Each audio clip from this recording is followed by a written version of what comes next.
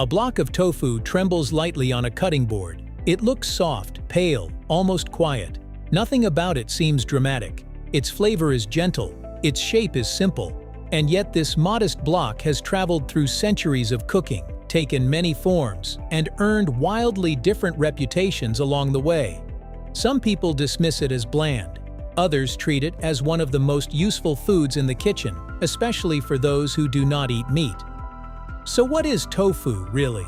Why does it feel almost cheese-like in texture? And is it truly a meat substitute, or have we been looking at it the wrong way all along? Let's get into it right here on Secrets of Simple Things.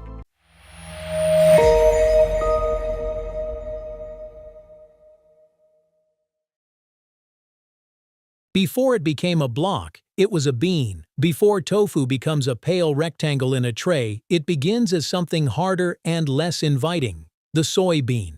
A soybean is small, dry, dense, and not especially appealing in its raw state. It is tough. It can taste bitter. It needs soaking, cooking, and patience. That matters because tofu is not simply soybeans pressed into shape. It is the result of people learning how to transform a stubborn ingredient into something softer, smoother, and more adaptable. The bean is only the starting point. On its own, it is not yet the food most people picture when they hear the word tofu. The real story begins when the soybean becomes something else. The moment the bean turns into something else. That first transformation is from bean to milk.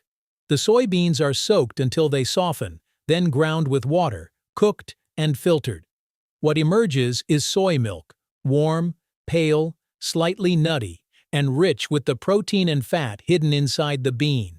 This step matters because the soybean has not merely been crushed, it has been translated into a new form. Something dry and resistant has become smooth and fluid. We are no longer dealing with a hard ingredient that must be chewed or boiled. We are dealing with a liquid, and once soy becomes milk, it enters a pattern many people already understand. A liquid can be separated, a liquid can be thickened, a liquid can be guided toward curds. Tofu is closer to curd than most people realize. This is the hidden step that changes everything. Tofu is not made by mashing soybeans into a block, it is made by coagulating soy milk. Once the milk is ready, a coagulant such as nigari or calcium sulfate is added. These substances encourage the proteins and fats in the soy milk to gather into soft curds. At the same time, the remaining pale yellow liquid separates away as whey. Then the curds are collected, lifted into a mold, and pressed into shape. That comparison matters. Tofu is not cheese, and it does not taste like cheese. But in structure and method, it is closer to a kind of soy cheese than many people realize. The logic is similar. A milk is guided into separating. Curds form. The curds are gathered and shaped. Once you see that process, tofu stops looking like a bland white mystery. It starts to look like a remarkably intelligent food technology. The ancient origins of tofu is widely believed to have begun in China more than 2,000 years ago. One idea is that it may have been discovered when people experimented with soy milk and mineral-rich salts from the sea. However it began, it did not remain in one place. Over time, tofu spread into Korea, Japan, and many parts of Southeast Asia, where different regions shaped it in their own ways. Some made it silken and delicate. Some pressed it firmer, some served it fresh in soups, while others fried it, stewed it, fermented it, or folded it into everyday meals. That history matters because it shows how long a simple and effective idea can remain alive once it proves useful. It moved not because it was exotic, but because it was practical. Texture is not a detail, it is the whole point.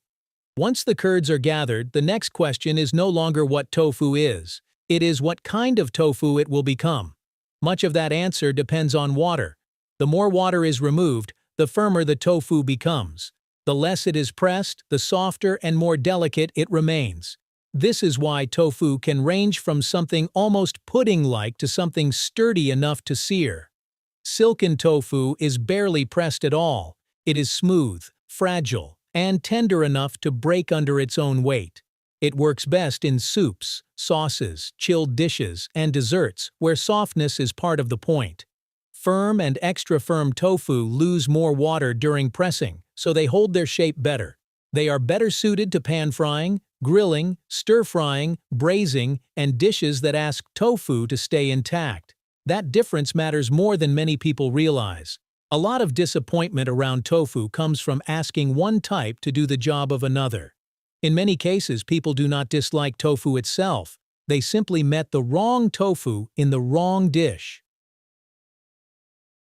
Is tofu really bland?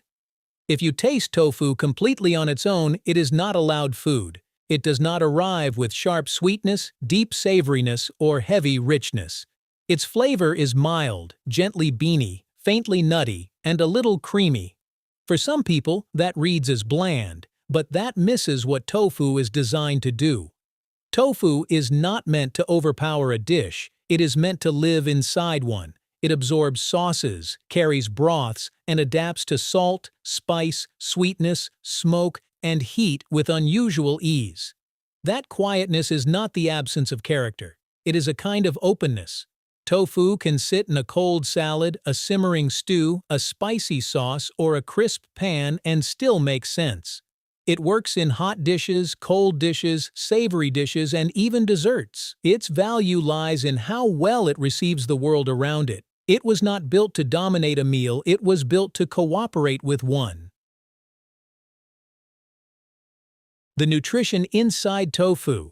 That usefulness is part of why tofu built such a strong nutritional reputation. Soybeans are naturally rich in protein, fat, and minerals, and tofu carries much of that value forward in a different form. It is a good source of protein and contains all 9 essential amino acids. Depending on how it is made, it can also provide calcium and iron. It has healthy fats, and because it comes from plants, it contains no cholesterol. None of that means tofu needs to be treated like a miracle food. Its real strength is simpler than that. It is nourishing, flexible, and easy to fit into ordinary meals. That helps explain why tofu survived for so long. People kept it not because it was fashionable, but because it was useful in the kitchen and worthwhile on the table at the same time. The big mistake, seeing tofu only as a meat substitute. Even today, one misunderstanding still shapes the way many people see tofu. It is often introduced through a modern label, meat substitute. That description is not entirely wrong, but it is incomplete. In many Asian food traditions, tofu was never created to imitate meat or compete with it. It was simply tofu, a food with its own texture, role, and place in daily cooking. It could appear in soups, braises, breakfast dishes, temple meals, street food, and home kitchens without needing to pretend to be anything else. That matters because tofu often disappoints people most when they expect it to behave like meat. But when tofu is allowed to be tofu, it becomes much easier to understand. Not every soy food follows the same path. That becomes even clearer when you compare tofu with other foods that also come from soy. Tempeh is made from whole soybeans that are fermented, which gives it a firmer structure and a more pronounced flavor. Miso is also fermented but into a paste. Soy sauce follows yet another route, turning soy into a dark, salty liquid through fermentation and aging. Tofu takes a different path. It is fresh. It is built around coagulation and texture.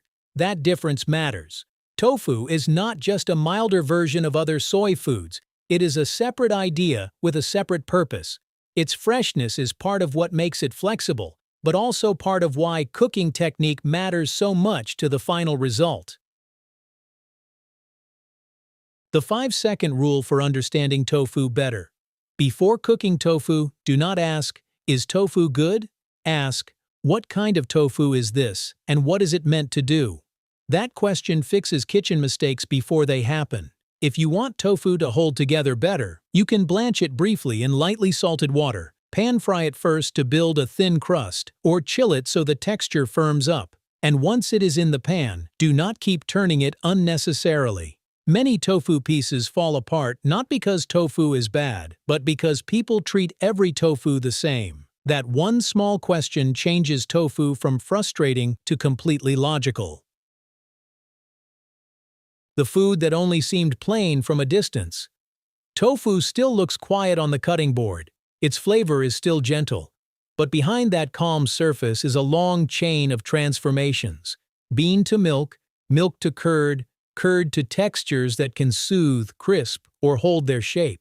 It carries centuries of food science in one pale square. Foods like this last not because they impress instantly, but because they fit human life so well. The next time you see a block of tofu, you may no longer see a blank ingredient in plastic. You may see soy milk turned solid, a very old idea, and one of the most misunderstood foods on the planet. If this video changed the way you see tofu, subscribe to Secrets of Simple Things for more stories behind the ordinary foods, objects, and ideas we think we already understand. And if there is another everyday thing you want us to explore next, leave it in the comments.